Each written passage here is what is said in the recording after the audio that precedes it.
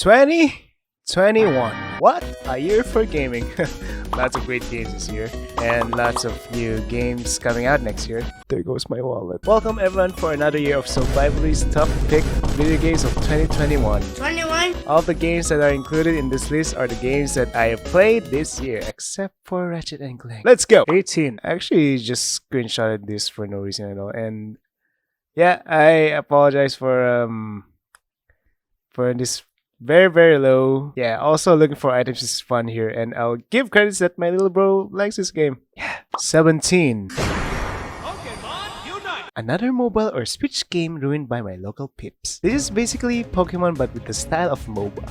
This is basically fun and easy, where you have to hoop Pokeballs to other teams. I don't really know much about Pokemon because I didn't grow up watching or playing this game. But hey, there's always a first time for everything, right? Don't judge me. 16.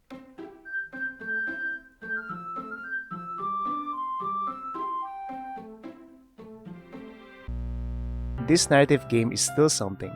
It is still one of the scariest games that I've played for a long time. They added new features in the game where it is like a computer on the title menu where you get to choose the wallpaper, music, change the folders from the original game. They even added new side stories, which is amazing. Yet, they finally added achievements in the game. If you've played this game before, why not try the plus version of the game? It's very depressing, yet amazing at the same time. 15. Whoa. Okay, just watch the video and try to spawn in a Wind's Ward, okay? Watch the video I sent you, King. Alright. And then try spawning in Wind's Ward. Alright. Okay? Like follow what that guy says. And go for Wind's Ward, okay? Wind Ward. That's where me and A game developed by Jeff Bezos aka Amazon is an MMORPG game which consists of basically any kind of MMO gameplay here but better. It is basically another grinding game where factions are part of the game and has a well-known story. It is basically an easy XP game which consists of daily grind from the townspeople and their own character persona. 14.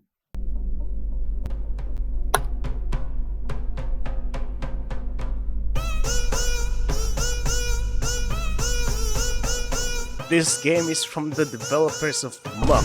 If you guys know Muck, well, it's like Minecraft but free to play. This one is really a high-octane gameplay and very real too. I can say that this is totally better than the Squid Game itself. It only shows that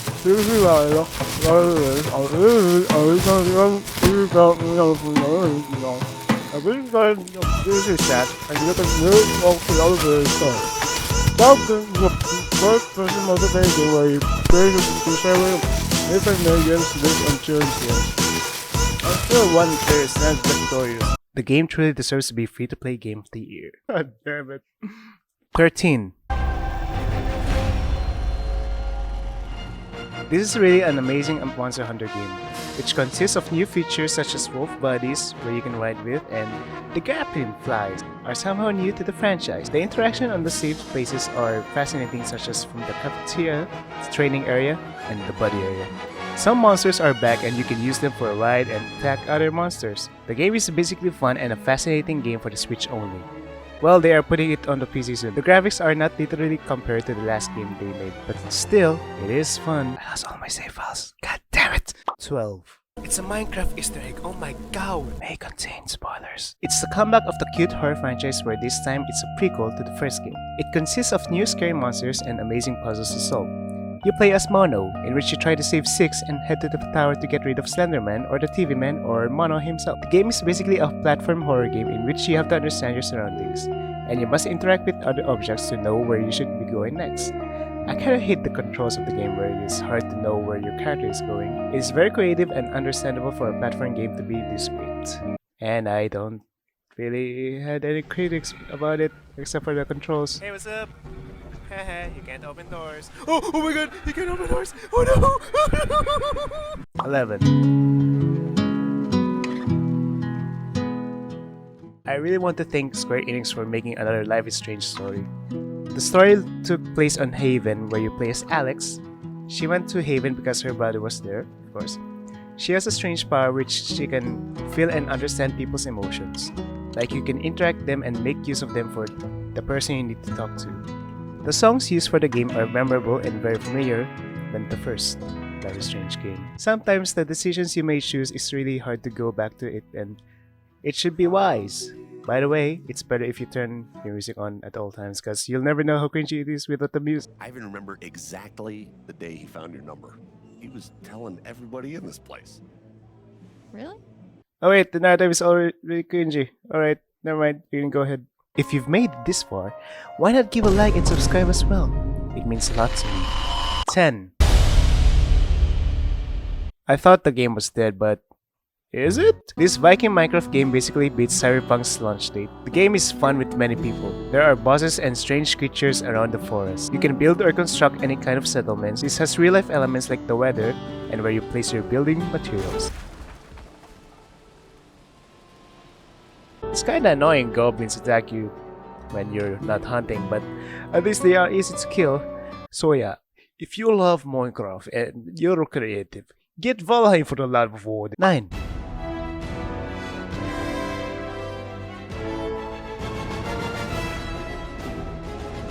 This is the definition of how the Avengers game should have been! Square Enix finally did it. After the massive failure of the Avengers game that was developed by Crystal Dynamics, Eidos Montreal made an amazing Marvel game which is not really from the MCU, but it's something new to the Marvel series. The game lets you play as Star-Lord only, and commands the other Guardians to do stuff, such as Rocket, who literally talks a lot and fixes things. That's one stubborn bunch of blorf. Try that quick cooldown I installed, so you can keep pelting it. Come on, Quill, put them pea shooters to good use, so we can squeeze in there. You gotta time it just right to overcharge the phase coolant. Gamora, who is in the game. Transports being hit when I was still, you know. Drax, who had the most emotions in the story. Yes. Feel close to them. Speak to them. Perhaps you think that sounds foolish. And then there's Groot. Guys, I think we should hear out Groot for once.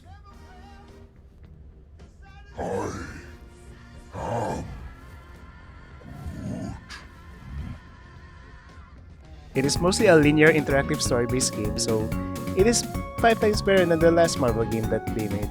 You can collect upgrades, outfits for all the Guardians, and perks. Basically, the game is usually like from the Telltale series and the Mass Effect gameplay. And still, there are some glitches in the game. This game is so buggy, I can't freaking move to the freaking other side. Look at this, I'm just moving forward and then it's gonna come back. Okay, maybe, let's try it again. See? Look at that! Oh my god, this game sucks! I really like how they added the 80s music in the game, and I literally got rickrolled on the first hunt.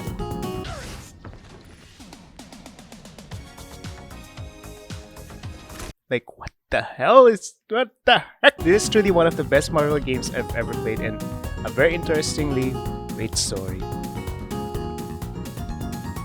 8. Can I just say that I love the trilogy? I mean, they really did remaster the first Mass Effect game and other stuff added to the game. I really had to skip the first Mass Effect and went straight to Mass Effect 2. Yes, Mass Effect 2 had the biggest spark than the first one. On the Legendary Edition, they have added all the DLCs for the 3 games, and added new clothing for Shepard as well.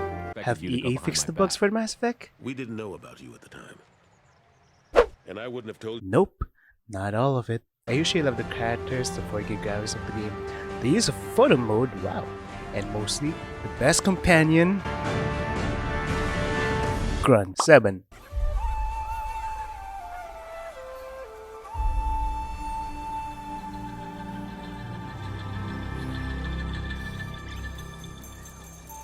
This game reminds you of the old PS2 days. The game shows amazing cinematics that looks like a Pixar movie. Kenna Bridge of Spirits is an action-adventure game that made you feel like Spider-Man. Wait, what? Wrong script. Alright. Kenna Bridge of Spirit is a kid's version of Dark Souls gameplay, with a Zelda-like puzzle and a God of War fighting mechanics. I guess that's my opinion on playing it. The game's story doesn't really show the origin of Kenna or how she gets her stuff, but she did mention her father a lot. Everything about the scenery, cutscenes, and details are beautiful. That is really an amazing indie game. The photo mode and storytelling are remarkable for the video game. But this, if there's a DLC of her origin, it would be better. Those rots are so cute. Like my 6.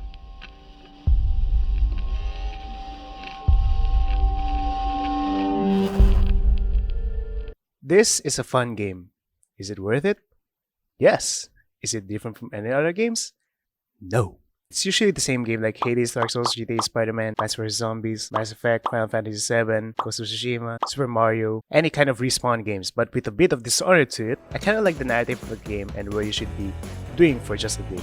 I mean, you have to repeat the same day every morning and every time you die. But somehow you respawn when you die. What? You can respawn in the game? Oh my god, no one has ever done that! No one has ever done that! No one has ever done that in the history of Dota! Basically, the game is Edge of Tomorrow. Kick Loop consists of stealth and smart plays on where you want to play the game as. There are 8 targets you need to kill for you to end the loop and to get to Juliana. But will it work? No. It's not worth it. But you guys might know that Cult is a full exaggerated, the NPCs are kinda buggy and painful too. They can usually hack anything and use your slavs, which you can only use 2 at the same time, other than change it again from the inventory. 10 out of 10. Wow! Good job, IGN. We are down to the top 5. What a wild ride! 5. This is one of the best 2-player co-op game that me and my little bro have played in a while. The story is terrific and the gameplay is creative. You need teamwork for every boss battle you will face and for the puzzles to accomplish. The story is about 2 parents who are going to get divorced, but their daughter doesn't want them to be separated. So she asks for help from the book and now they are turned into dolls. For they have to face the consequences of how they will try to survive this and get back to their normal bodies with a lot of teamwork. So basically the game has a lot of minigames. An amazing game mode per stage of the game. It really is a game for couples. What? 4.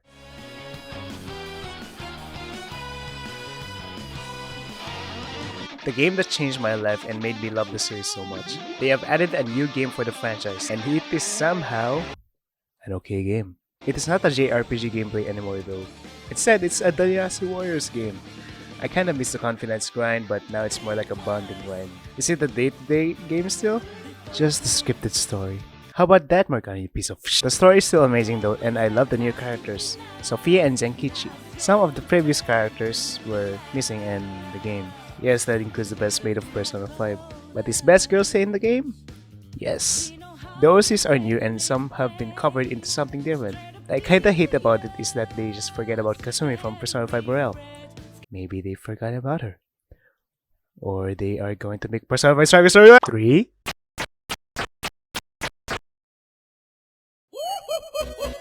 We have been waiting for a second chapter of Botw2 and we finally have one!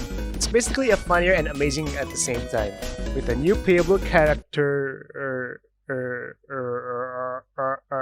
just one playable. A very funny antagonist and an amazing story-driven game which added a new secret boss and a different ending which is a genocide round. Or what the hell does it call it? I don't even. Susie and Ralsei are back from more memes. Undyne, Alphys, Sans, Toriel, and Tem are here. I love the Mike Tyson reference, by the way. After finishing the second chapter, we need a third chapter, but we can wait for another year, or 2, or 3, or more, please. 2.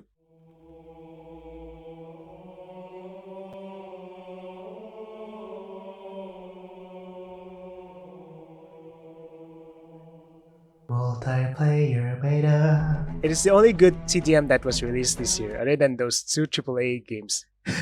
What a joke! The Halo franchise came back with a free-to-play multiplayer for both Xbox and PC. You can get the campaign if you have the money for it. Basically, it is one of the most fun multiplayer first-person shooter games and most beloved franchise to be ever played together. Halo 4 was my last. The new grappling hook has been added for the game and it is so fun to use. Somehow the gameplay is so much fun that it is really slow to get experiences. Oh, I see you've made it this far. Again, if you like more of this, feel free to give a like and subscribe for more of these types of videos I'm making. 1.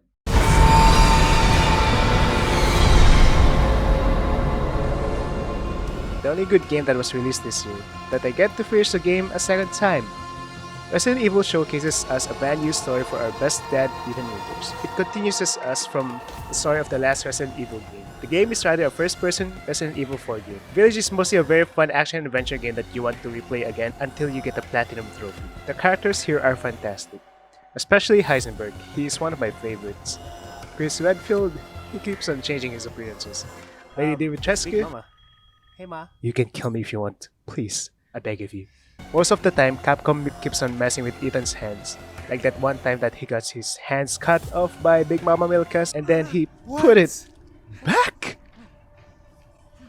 Does that even help? Good. Man, screw this castle.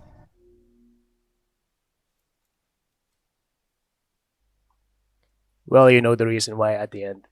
Resident Evil is one of my favorite video game franchises. And that's why this is my number 1 game of 2021. Thank you guys again for watching. Hopefully you liked the video somehow. I'm making this a yearly thing, so yeah.